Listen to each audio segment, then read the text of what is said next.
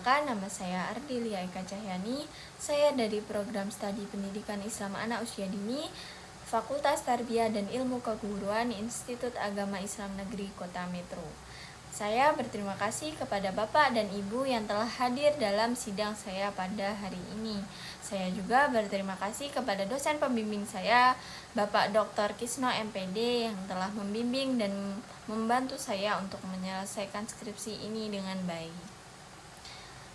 Pada kesempatan kali ini saya akan menyampaikan skripsi saya yang berjudul Strategi Pengasuhan Orang Tua dalam Mengatasi Perilaku Sibling Rivalry pada anak usia 4-5 tahun di Desa Pematang Tahalo, Kecamatan Jabung, Kabupaten Lampung Timur. Yang pertama, saya akan menyampaikan pendahuluan saya terlebih dahulu.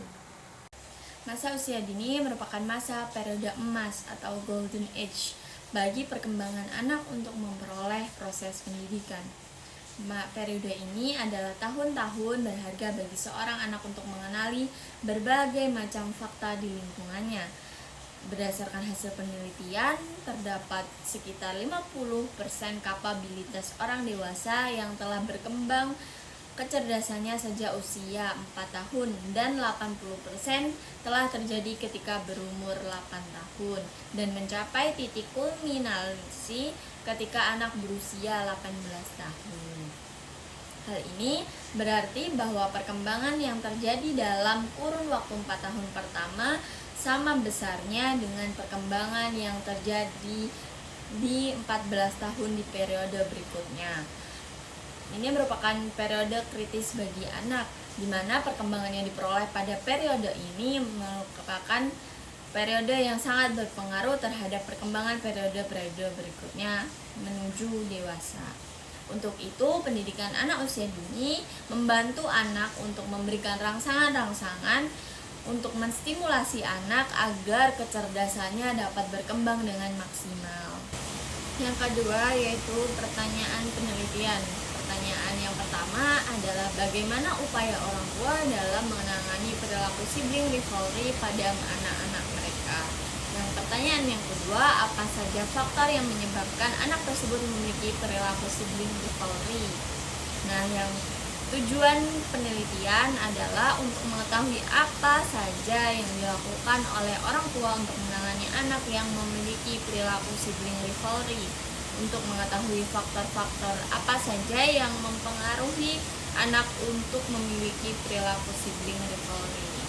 Nah, manfaat penelitiannya adalah untuk mengetahui upaya apa saja yang dilakukan oleh orang tua untuk menangani anak yang memiliki perilaku sibling rivalry.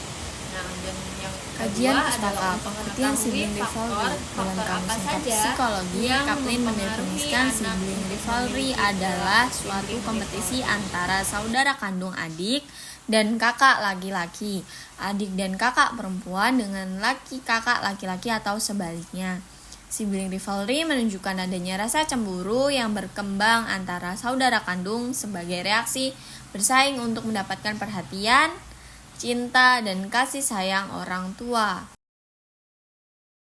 Selain itu, banyak para tokoh mengartikan definisi sibling rivalry, ada antaranya adalah menurut Subherni adalah kompetisi antara saudara kandung untuk mendapatkan cinta kasih, perhatian dari kedua orang tuanya. Sedangkan Bahiaton mendefinisikan sibling rivalry adalah kecemburuan, persaingan, dan pertengkaran antara saudara laki-laki dan saudara perempuan.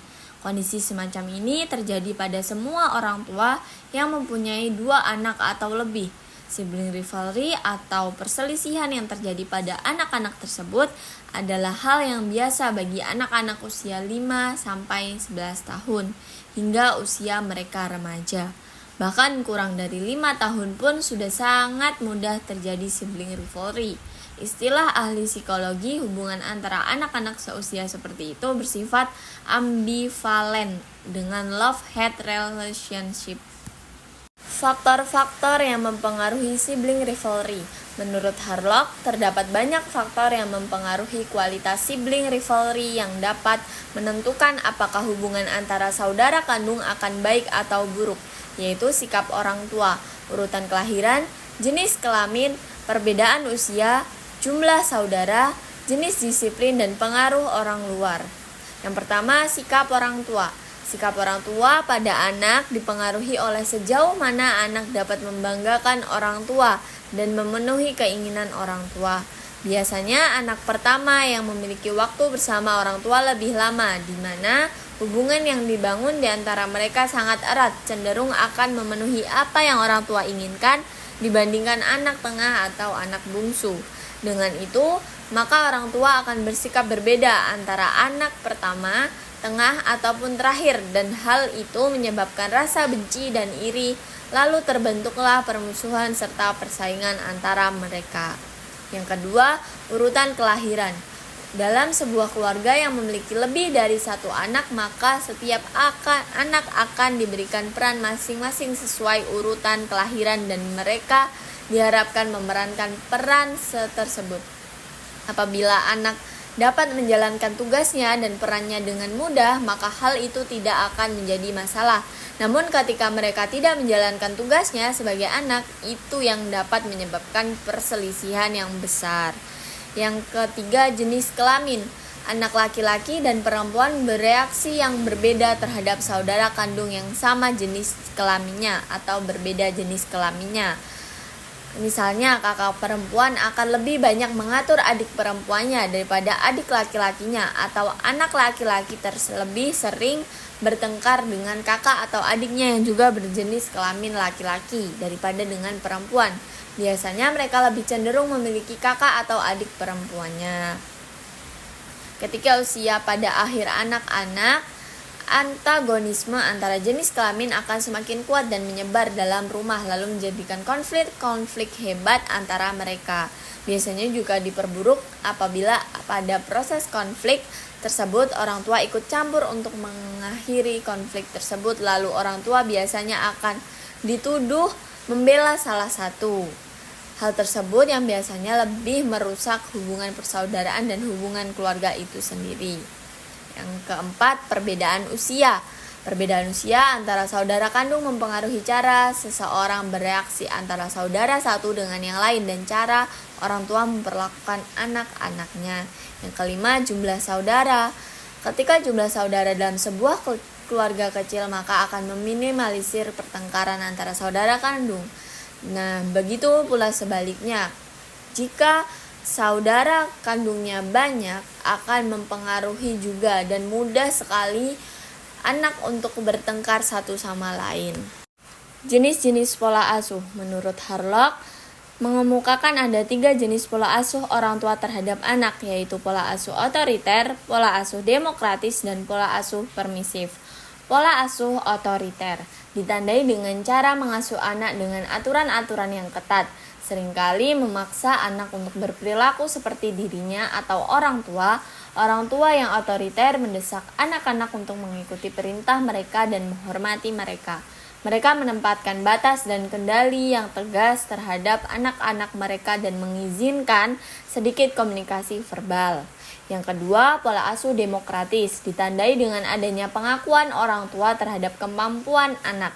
Anak diberi kesempatan untuk tidak selalu bergantung pada orang tua.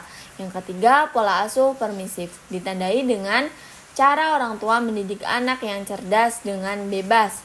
Anak dianggap sebagai orang dewasa atau muda, diberi kelonggaran seluas-luasnya untuk melakukan apa saja yang dikehendakinya.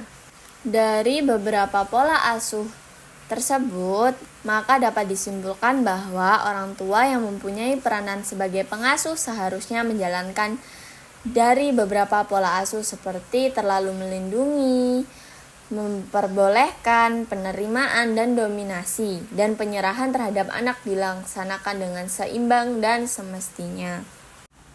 Dampak sibling rivalry. Dampak sibling rivalry terhadap saudara yang pertama yaitu agresi. Harlock mengemukakan dampak sibling rivalry pada anak yaitu serangan agresi pada saudara dan merusak barang milik saudara yang dapat dikategorikan agresi. Yang kedua yaitu tidak mau berbagi dengan saudara. Apabila anak memiliki perasaan iri atau bersaing dengan saudaranya, maka ia akan cenderung lebih memikirkan diri sendiri dan enggan untuk berbagi dengan saudaranya. Yang ketiga yaitu tidak mau membantu saudaranya. Perasaan bersaing dengan saudara biasanya diwujudkan dengan tidak mau saling membantu dan bekerja sama dengan saudaranya. Yang keempat yaitu mengadukan saudara. Saling mengadukan kesalahan yang diperbuat oleh saudaranya merupakan sikap yang ditunjukkan supaya anak dapat dilihat lebih hebat dan menjadi pemenang. Selain dampaknya kepada diri sendiri dan dampak kepada saudara, sibling rivalry juga berdampak pada orang lain. Ketika pola hubungan antara anak dan saudara kandungnya tidak baik, maka sering terjadi pola hubungan yang tidak baik tersebut akan dibawa kepada anak kepada pola hubungan sosial di luar rumah. Metode penelitian. Penelitian ini menggunakan metode penelitian kualitatif dalam studi ini, yang fokusnya adalah menjelaskan informasi dan data dalam bentuk deskripsi serta materi yang diperoleh dari wawancara, catatan, observasi lapangan. Metode penelitian kualitatif bertujuan untuk mengumpulkan data yang komprehensif untuk mengeksplorasi dan menjelaskan fenomena secara mendalam. Pendekatan ini berfokus pada mengamati fenomena dan mencari makna di dalamnya. Proses analisis melibatkan pengumpulan informasi tentang peristiwa nyata dan memvalidasinya menggunakan pedoman terstruktur. Sifat penelitian dilihat dari segi sifatnya. Penelitian ini adalah penelitian deskriptif, artinya penelitian yang menggambarkan objek tertentu dan menjelaskan hal-hal yang terkait dengan atau melukiskan secara sistematif fakta-fakta atau karakteristik populasi tertentu dalam bidang tertentu secara faktual dan cermat. Penelitian ini bersifat deskriptif karena penelitian ini semata-mata menggambarkan suatu objek untuk mengambil kesimpulan-kesimpulan yang berlaku secara umum.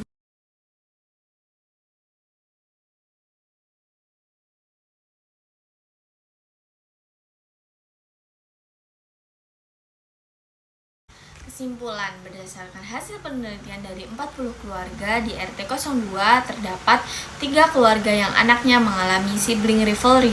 Sibling rivalry adalah suatu kompetisi antara saudara kandung dan adik kandung dan kakak laki-laki, adik dan kakak perempuan dengan kakak laki-laki atau sebaliknya.